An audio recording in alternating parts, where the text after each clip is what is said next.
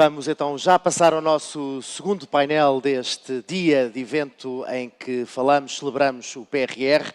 De que forma contribui o PRR para a competitividade de Portugal? Temos cumprido, temos recolhido benefícios e quais benefícios e quais são eles?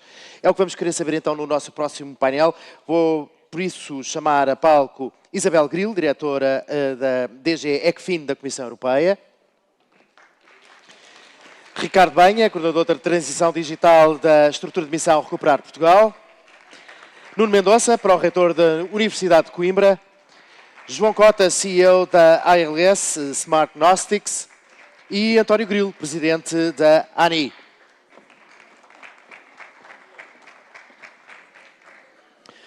Bem-vindos todos. Vou já começar por aqui, nesta sua visão superior em relação àquilo que na União Europeia está a ser feito em matéria de competitividade. O que é que a União Europeia neste momento está a fazer para fazer face a esta situação, nomeadamente em Portugal, em que há estes desafios para que a competitividade, a produtividade aumente? Obrigada pela oportunidade de estar aqui. É sempre um prazer. Bem, a competitividade é um assunto e uma preocupação que está bastante alta, numa posição bastante elevada em termos da agenda e em termos das preocupações da União Europeia. Digamos, as discussões à volta da competitividade não são novas. Eu lembro quando comecei na Comissão em 2000, havia já uma grande discussão relativamente aos gaps de competitividade com os Estados Unidos. O que acontece agora é uma mudança nos fatores principais que estão por trás destes desafios de competitividade, inclusivamente também uma mudança na situação geopolítica. E o que é que nós enfrentamos neste momento, e é a União Europeia como um todo, é cada Estado-membro, embora com uma importância relativa destes diferentes fatores estruturais, que são, por um lado, uma população envelhecida ou a envelhecer, o que leva, portanto, a uma mão de obra, uma força de trabalho que também se está a contrair. Vemos também, nestes últimos anos, uma presença de outros atores que poderíamos falar a fronteira da inovação, em que há umas décadas era essencialmente para os Estados Unidos que olhávamos nesta perspectiva e agora vemos que há um conjunto de atores muito mais lato que se colocam nesta situação e depois, devido nomeadamente aos desenvolvimentos mais recentes geopolíticos, também um impacto no mercado da energia, em particular os preços da energia. E, evidentemente, não há uma resposta única, uma resposta milagre. Chave na mão. Exatamente, chave na mão, para estes desafios, mas há que tomar em conta que a União Europeia tem um certo número, digamos, de ativos, um certo número de vantagens, e é sobre essas vantagens que temos que construir as respostas a este desafio de competitividade. Eu começaria, talvez, por identificar como a joia da coroa, o mais importante fator que pode ajudar a competitividade na União Europeia, a existência de um mercado único, de um mercado muito grande e de um mercado que temos que continuar a manter não fragmentado. E a explorar. E explorar a existência deste mercado. Isto é, de facto, a joia da coroa, mas, por outro lado, temos também outros fatores importantes que podem ajudar a competitividade. Temos, no fundo, uma mão de obra muito qualificada, quando comparamos com, digamos, outros atores. Temos vários elementos de excelência quando se trata de investigação e desenvolvimento. Temos um setor de serviços muito desenvolvido e sofisticado e, portanto, tudo isto são elementos que ajudam a responder ao desafio. E, portanto, a União Europeia determinou e construiu um certo número de targets, de ambições, de prioridades e ambiciosos e importantes, e associou a isso, por um lado, estratégias bem definidas e, por outro lado, meios para poder prosseguir essas estratégias, e, em particular, a dupla transição digital e E esses targets estão bem, ou seja, fazem sentido e estão a ser bem aplicados neste momento? Ou seja, essa forma de combater esses obstáculos está a ser eficaz? Bem, queria começar por... há, de facto, vários objetivos que estão, mesmo, digamos, numéricos, que foram estabelecidos na área do digital, na área do verde, na área das renováveis, etc., e para os quais o importante é saber que demos-nos os meios, inclusivamente em termos de financiamento, para que os Estados-membros possam, digamos, prosseguir esses objetivos que são, de maneira geral, depois declinados a nível do Estado-membro, em função das suas necessidades e das suas capacidades de resposta. Comecei por dizer que a questão da competitividade era um assunto que estávamos a dar prioridade, e uma maneira de verificar isso é se olharmos para o Annual Sustainable Growth Survey, portanto, que é o documento que cada ano estabelece as prioridades económicas e sociais para a União Europeia como um todo, e que, de uma certa maneira, lança o ciclo do semestre europeu cada ano, que é, em seguida, digamos, complementado com uma análise que é apresentada nos relatórios para cada Estado-membro, e que leva depois às recomendações. Essas recomendações muito importantes foram já mencionadas aqui noutras intervenções, para as recomendações para cada Estado-membro que são adotadas pelo Conselho. Portanto, Já não sei se terminou o seu pensamento em relação a esta pergunta. Então, só para terminar. Queria só elencar os vários instrumentos, digamos, que estão ao dispor dos Estados-membros precisamente para realizar estas ambições. Por um lado, o PRR, de que falámos aqui, portanto, não vou desenvolver todas as vantagens e toda a inovação deste instrumento e, sobretudo, o papel que as reformas desempenham neste instrumento, e que foi, em seguida, digamos, atualizado com o Repower Chapter para fazer face aos desenvolvimentos no domínio da energia. Mas temos também outros, digamos, instrumentos, como o Invest EU Program, que é especificamente designado para apoiar o investimento e a inovação das empresas. Temos o Horizon Europe, que é um programa para ajudar tudo o que é investigação e desenvolvimento. Temos o European Social Fund, que olha mais para o aspecto e que permite desenvolver as capacidades em termos de capital humano, extremamente importante, e, claro, todos os Cohesion Funds, que são uma maneira de também olhar para a competitividade ao nível regional. Novo, o que há? Mais recente, o STEP, portanto, a plataforma para Strategic Technologies for Europe Platform, e essencialmente isto é uma resposta à necessidade urgente de aumentar a competitividade e de diminuir a dependência externa, sobretudo em 3 setores muito importantes: digitais, verde e a biotecnologia. Portanto, isto permite usar de uma maneira mais célere, de uma maneira mais flexível e mais rápida um certo número de montantes que existem em vários programas, e permite também um tratamento dos processos de ajuda de Estado mais célere. Muito bem.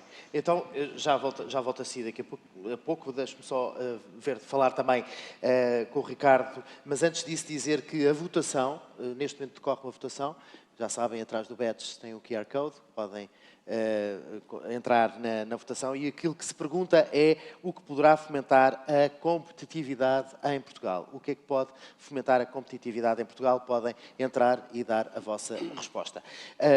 Ricardo, como é que o PRR português tem incentivado a competitividade em Portugal? Portanto, o PRR português, ao ser construído, tem que partir de uma base de todos os investimentos para as empresas que sejam sustentáveis. Portanto, não só pelas exigências que a Comissão faz, mas também é esse o caminho se queremos estar cá daqui a mais 800 anos ou um pouco mais. Portanto, com essa base, criámos os produtos, todos eles estejam etiquetados ou não na climática, têm uma base que não podem prejudicar significativamente o ambiente. Por exemplo, para a indústria, há indústrias, tudo o que seja produção de energias fósseis, portanto, é eliminado. Também algumas indústrias que as utilizem têm que mudar os seus sistemas para energias renováveis, portanto, tudo nessa base há ali um pouco, e que não acaba no PRR, terá o seu caminho posterior nos outros apoios, mas começou aqui. Portanto, temos aqui uma viragem, e associado a isso também o digital permite mais eficiência, mais trabalho. Portanto, isso, temos aqui depois digamos, um projeto emblemático do PRR que vai transformar, convencido disso, muitos setores e muitas regiões e muitas empresas, agendas mobilizadoras, portanto, que têm não só o climático como o digital, todas elas não podem ter indústrias que prejudiquem o ambiente. Portanto, indústrias para energia fóssil estão eliminadas, por exemplo, as cerâmicas também têm restrições, têm que mudar as suas fontes de energia para renováveis, portanto, há aqui uma viragem que exige logo à partida, se querem participar, agora e no futuro, têm que mudar a sua forma de trabalhar. Portanto, e para fazer tudo isso tem que ser com base em muita inovação e muita cooperação entre empresas e universidades, centros tecnológicos. Portanto, aí foi lançado esse desafio, não acho que sejam restrições, é um desafio, porque esse é o caminho. Portanto, tínhamos como ideia apoiar 10 agendas desse tipo, tivemos cerca de 70 candidaturas, agora acabaram em 53, que estão 51 já em plena execução, portanto, e que envolvem, no fim, não é a execução das agendas que nos interessa, portanto, as metas dos contratos das agendas, estamos agora a cumprir a última, mas do 5º pedido de pagamento, mas que está já sem mais comentários da Comissão, portanto, está tranquila. A seguir a isso, o que queremos é que essas agendas disponibilizem pelo menos cerca de 1.500 novos produtos, processos, serviços e que entrem no mercado, que é essa a meta. Ou seja, a Comissão pagar-nos-á no fim, não se essas 50 agendas chegarem ao fim e fizerem a despesa, mas se essas 50 agendas disponibilizarem para o mercado, para si próprias e para todos, cerca de 1.500 produtos, processos, serviços inovadores, digitais, sustentáveis, portanto, todos eles cumprindo essas exigências. Portanto, todos esses objetivos chegam a um ponto em que a empresa está ao nível da produtividade e da competitividade bem lançada para conseguir também ter aí sucesso nessa área. É isso que se espera. Ao ser mais sustentável, consome menos, portanto tem menos custos nessa área, no mínimo, não é? Ao utilizar o digital será mais eficiente, se for bem utilizado. Portanto, e mesmo setores muito tradicionais, que às vezes, por exemplo, dou aqui o exemplo da Pedra, que foi um que nós visitámos, pronto, que não é dos mais bem vistos, mas, por exemplo, aquela agenda em si tem como objetivo, e pelo caminho que estão a levar, certamente lá chegarão, naquela área reduzir a descarbonização naquelas empresas em pelo menos 30%. Portanto, isso faz não só através dos consumos que passam a ter outras fontes, mas também do próprio aproveitamento da matéria-prima, que é maior, portanto, há menos desperdício. Portanto, e é esse todo um caminho. Há agendas que por si só são ou digitais ou verdes, mas há outras que, embora não seja esse o objetivo, têm incorporado sempre essa componente. Portanto, e na agricultura também, embora uma componente pequena em termos de valor. É mais difícil entrar na agricultura, no setor da agricultura? Mesmo os projetos de investigação e desenvolvimento, que eram, portanto, tínhamos objetivo de 100, então 180 a andar, portanto, são sempre focados ou na parte climática ou na parte digital. Portanto, não há só produção por produção, sem melhorias, não há ali esse foco. Portanto, e tudo isso suportado também por um apoio às entidades, quer às universidades, mais noutras componentes, que já se falou aí nos impulsos, mas também nas entidades mais que fazem o interface com as empresas, que o António Grilo têm melhor conhecimento que eu, também um Já lá apoio a vamos elas. também perceber isso, essa realidade. E para permitir toda a melhoria da competitividade das Muito bem. empresas. E Nuno Mendonça, o senhor é pró-reitor da Universidade de Coimbra, a Academia tem sido instrumental também neste processo. Como é que a Universidade de Coimbra, especificamente, tem várias agendas com este foco? Como é que se passa para as empresas, para a sociedade, esse conhecimento, esse input, como é que isso é feito? Bom dia a todos.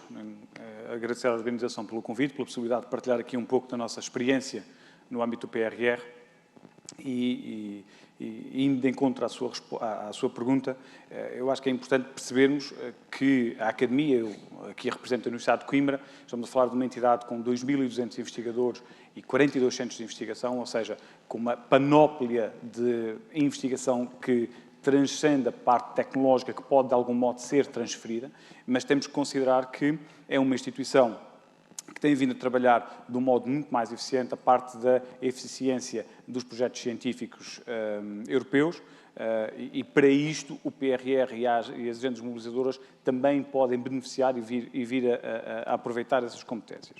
Do ponto de vista da universidade, nós participamos em 19 agendas mobilizadoras, 19 das 51 já contratualizadas, com um investimento total de 44 milhões de euros, onde estão a ser acima das 200 e quase 300 pessoas com dedicação não absoluta, porque cerca de 200 são docentes e também dão aulas, e também têm de dar as aulas para uma universidade.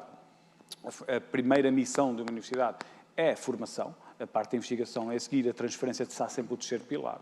E temos que considerar também, temos aqui algum handicap do ponto de vista do tempo necessário para também capacitar e trabalhar ainda mais a transferência. Do ponto de vista das agendas mobilizadoras, a taxa de execução da universidade neste momento está nos 47% das 19 agendas, ou seja, estamos com um ritmo bastante interessante. Naquilo que não são as agendas mobilizadoras, estamos com um ritmo de 53%, ou seja, estamos plenamente a decorrer os projetos conforme aquilo que são os objetivos estipulados no âmbito de dezembro de 25 e, naturalmente, que qualquer extensão de prazo será sempre visto por nós como uma excelente oportunidade para novos projetos. Não para estes, mas para novos projetos. Porque há uma grande disponibilidade por parte da Academia, quer dos seus docentes, quer dos seus serviços de pré-award e pós-award, ou mesmo da sua tutela, para encontrar novos desafios que, de algum modo, possam ser incorporados dentro da própria universidade.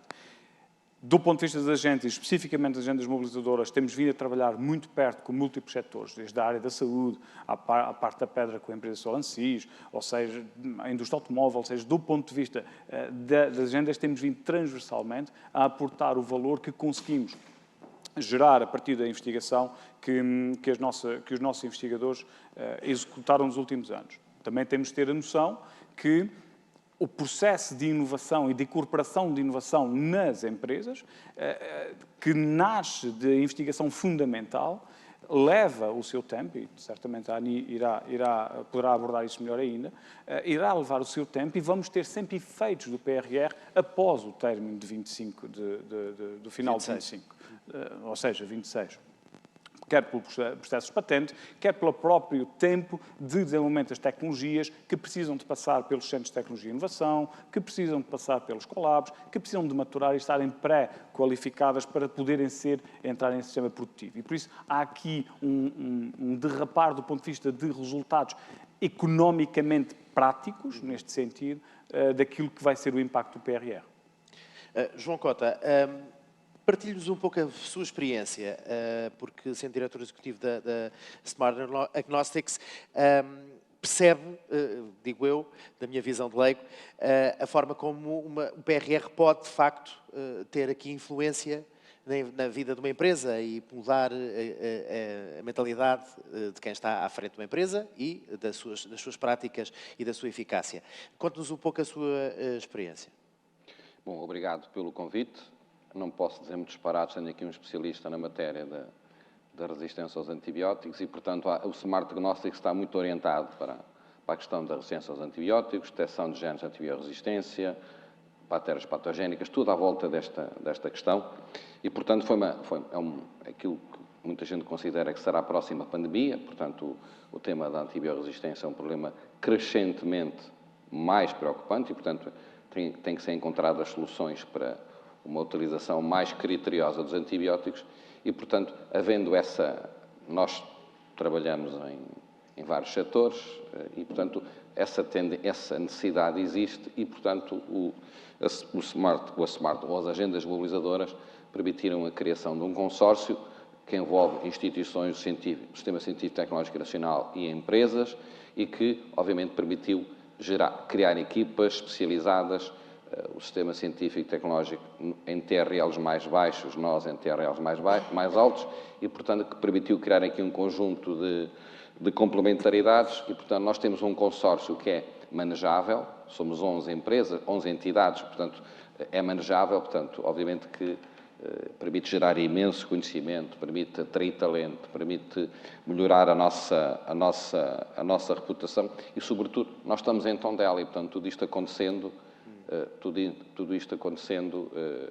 no dito interior do país. Exato. E, portanto, com uma visão ainda mais específica da realidade. Conseguimos atrair gente muito qualificada, o diretor, o coordenador do projeto é o Rodrigo, que é doutorado em genética e veio do Brasil, e, portanto, para nos ajudar, e, portanto, conseguimos, de facto, atrair gente muito qualificada e que, no futuro, como aqui foi dito, não só no projeto, mas, obviamente, gera-se depois um conjunto de conhecimento, um conhecimento adjacente, não é? Que vai para lá do projeto e, portanto, seguramente estão lançadas as bases para que outros projetos virão, nascerão startups e, portanto, acho que é uma semente poderosíssima que está a acontecer. E há espaço para que haja melhorias, desenvolvimento deste processo? Como é que vê essa realidade? Ou seja, aquilo que está a ser feito está a ser bem feito e colhe, como acabou de referir, mas qual é o clique que deve ser dado para que haja aqui um boost, se quisermos, nessas práticas, mais empresas, mais conglomerados?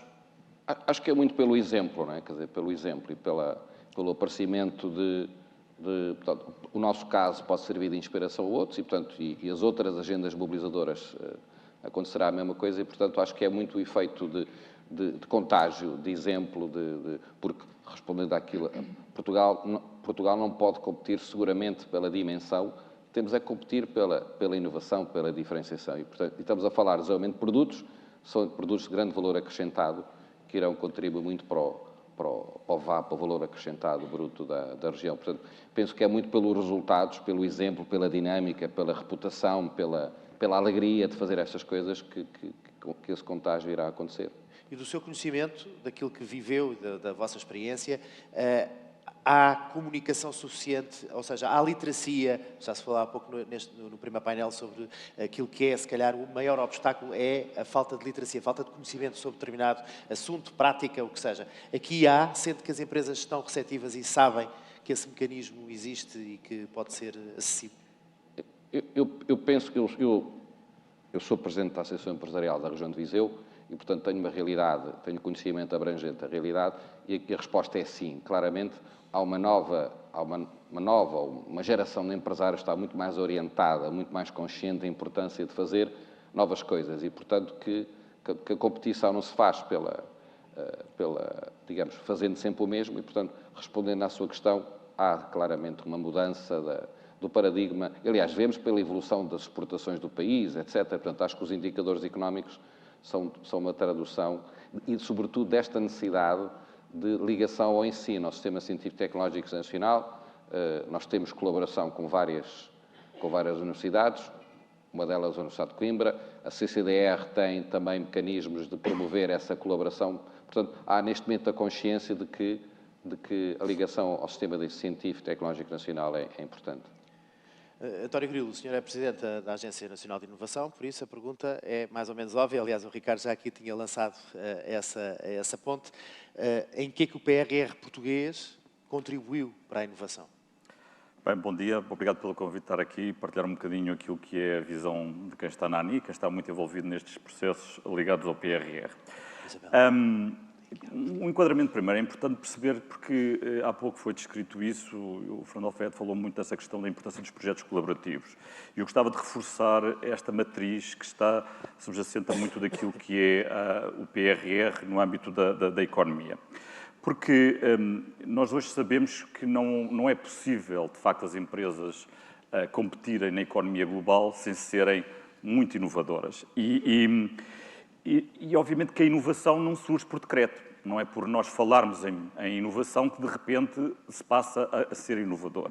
E isto nós temos de ter consciência que, quando há a inovação normalmente emerge através daquilo que é a educação e a ciência, numa corrida maratona, de longo caminho, de longo prazo, e depois há aquelas corridas mais curtas, não é, que eu costumo dizer, são os 1000 metros, são os 100 metros, que as empresas fazem todos os dias para ter produtos e serviços que sejam, de facto, inovadores no mercado. Mas há aqui um grande desafio, e o grande desafio, já foi aqui dito, que é como é que nós passamos daquilo que é o conhecimento, que está nas universidades, que eventualmente até está nas empresas, para termos uma ideia que seja inovadora e que, portanto, seja inovadora no mercado global e depois também temos certeza que ela é viável comercialmente, portanto, em termos de mercado. Portanto, dizermos que queremos fazer inovação é algo que é extremamente desafiante. E porquê é que eu digo isto? Porque se nós, e isso esteve na base também, penso eu, daquilo que foi o PRR, se nós formos inovadores, mas com algo que é certo no mercado, portanto tem pouco risco no mercado, possivelmente não será muito disruptivo, mas aquilo que acontece é que as empresas portuguesas vão manter um nível de sofisticação e de complexidade dos seus produtos e serviços baixo. E isso, como foi dito exatamente agora, não vai permitir nós termos uma economia de alto valor acrescentado. E, portanto, quando foi pensado o PRR, foi pensado, não, mas nós queremos competir, queremos que as nossas empresas compitam de forma diferente. Queremos que as empresas compitam, de facto, com tecnologia, com produtos que possam ter disrupção. Muitas delas vindo daquilo que se faz do ponto de vista de investigação nas universidades, nos centros de tecnologia e inovação, nos collabs ou nas próprias empresas. Mas há aqui um pormenor, é que esse tipo de inovação tem alto risco. E, portanto, aquilo que a política pública e no âmbito daquilo que o PRR pensou, então temos que baixar esse risco. E, portanto, é isso, uma parte importante foi feito um desenho de maneira que pudessem ser desenvolvidos produtos, processos e serviços que fossem para o mercado, mas que aqui a política pública permitisse baixar significativamente o risco do ponto de vista de mercado. E aquilo que se sabe também, porque está muito estudado, é que a forma mais eficaz de nós criarmos esta inovação que de facto tem impacto no mercado é através dos projetos colaborativos.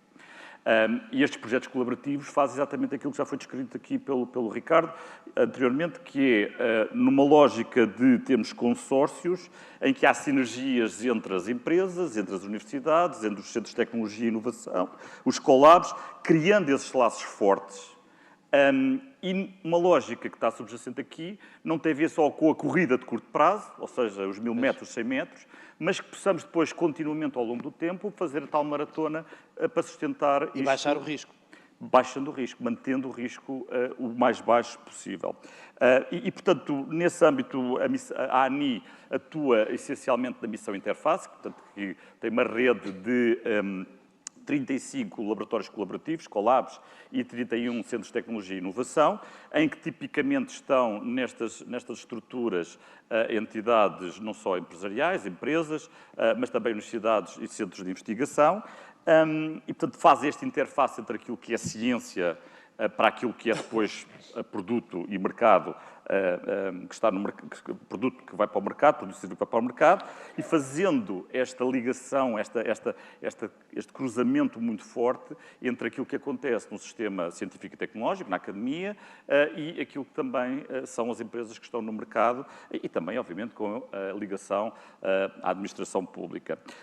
A ANI também, portanto, gera essa rede, também participa, obviamente, nas agendas mobilizadoras, estando na Comissão de Acompanhamento, e temos mais recentemente também, foi-nos distribuída também a missão relativamente aos testbeds e aos polos de inovação digital, desde janeiro, que também, mais uma vez, tem uma lógica de projetos colaborativos, em que entidades se ligam para que haja estas sinergias, não só no âmbito do PRR, portanto, tal corrida de curta duração, mas que depois isto possa ficar para lá do PRR e para além de todos os produtos e processos que o Ricardo já falou, dos 1.500, por exemplo, no âmbito das agendas, e nós temos outros números para a missão interface e por aí fora, aquilo que é verdadeiramente mais importante e sustentável ao longo do tempo é que estas ligações se mantenham e que dessa forma consigamos ter, de facto, mudado o perfil da economia portuguesa. E vão avaliando aquilo que não corre tão bem, aquilo que não são casos de sucesso,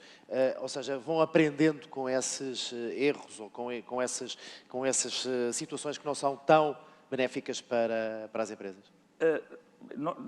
Obviamente fazemos sempre a avaliação e estamos a ver aquilo que é a execução, não é? E nem de propósito, acabei por chegar um pouco mais tarde, está hoje aqui a começar as visitas daquilo que nós chamamos o Steering Committee, a Strategic Steering Committee da missão interface. E aquilo que nós estamos a fazer é exatamente isso. Portanto, é um grupo de peritos internacionais e nacionais que está exatamente a começar a fazer a avaliação daquilo que é a missão interface. Ou seja, o que é que no âmbito do programa da missão interface, destas redes colaborativas de CTIs e de collabs, está a funcionar bem, e como é que, muito importante, como é que nós podemos começar já a pensar, porque 2025 está já aí, como é que nós podemos começar a pensar no que é que pode ser o pós-PRR relativamente a estas estruturas. Exatamente. Isabel, como é que, agora falando, saindo um bocadinho da umbrella, mas comparando com os outros Estados-membros, Portugal, como é que se pode, de facto, crescer com o PRR, ou seja, comparativamente com aquilo que é o exemplo comunitário? Muito bem. Portanto, Portugal está numa situação, eu diria, mediana em relação ao conjunto dos Estados. É bom ou mau? Membros. Eu acho que o que é importante ver é a evolução. E quando olhamos para os indicadores principais que são relevantes para a competitividade, vemos nos últimos anos, na última década, evoluções muito positivas. Por um lado, quando olhamos para a produtividade do trabalho, ela tem aumentado.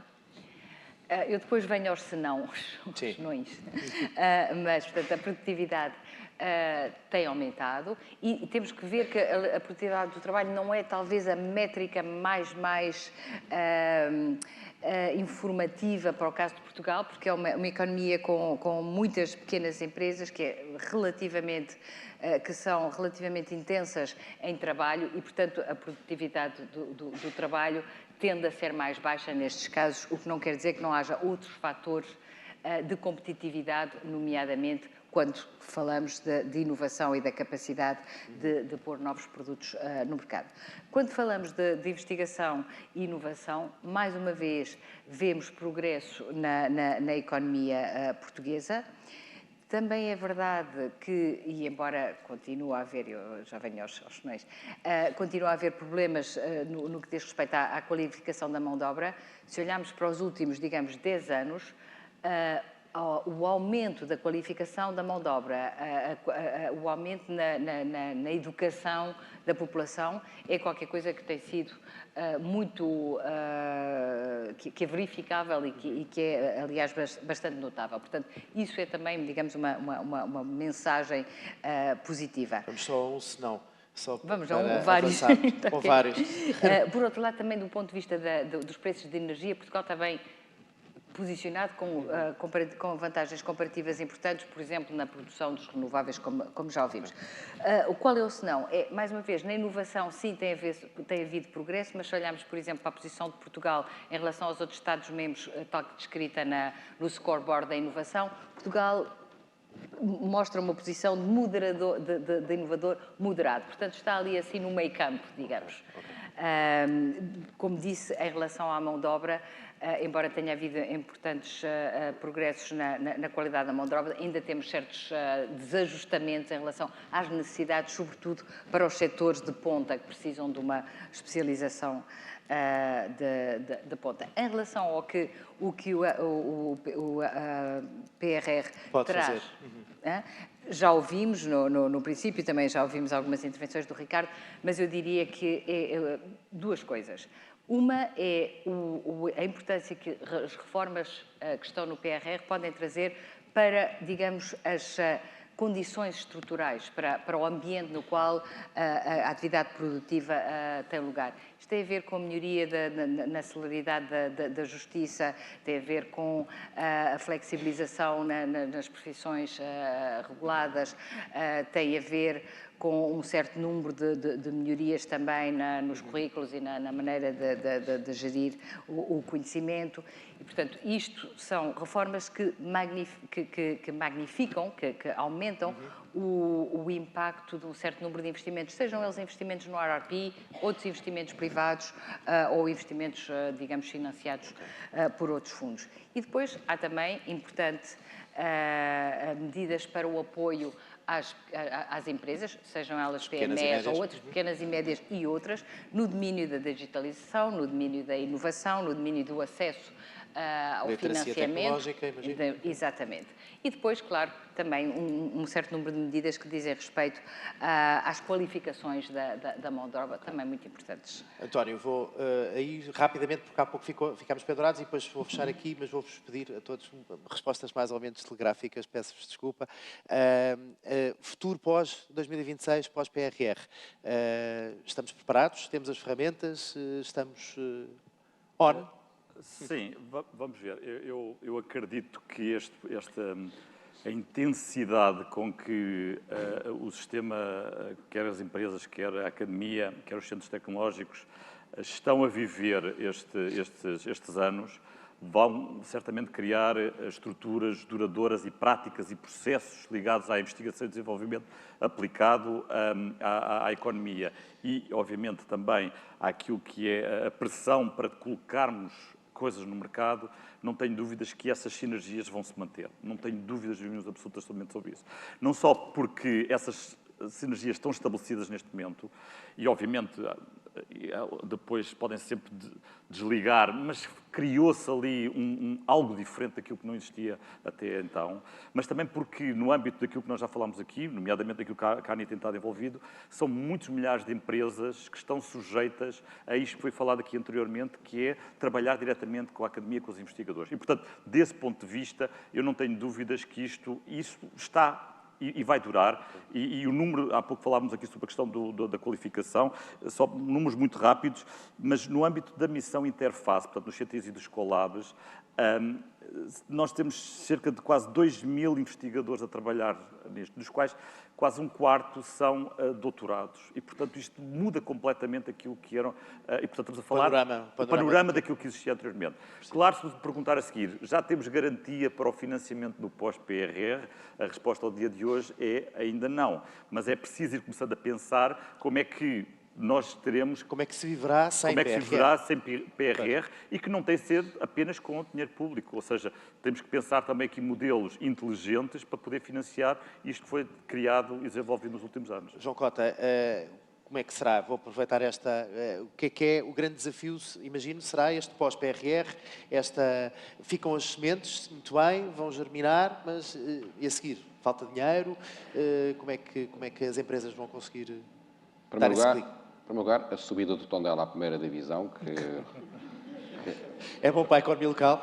Não, eu sou de Tondela, portanto, obviamente, tinha que meter esta bucha aqui, portanto, senão não ficava bem. Agora, eu sou estruturalmente otimista, eu penso que sim, quer dizer, repare, os empresários estão despertos para a economia, para a academia está desperta para as empresas, os autarcas são cada vez mais embaixadores económicos, portanto, há um contexto que mudou e que temos uma geração muito qualificada.